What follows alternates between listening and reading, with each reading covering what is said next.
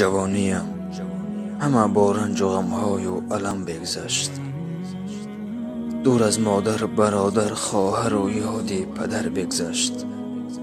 جوانیم برفت با غصه و با چشم تر شبها، علم در دل، علم در دل بیمار و با یاد وطن بگذشت. غریبم با غم و اندوه چو در زندان به زنجیرم، خدایا در غریبی یاد مادر می کنم پیرم. به غمها غرق و اندر دست دنیای قلم دارم، شب و روز من به یاد والدان دو چشمی نم دارم.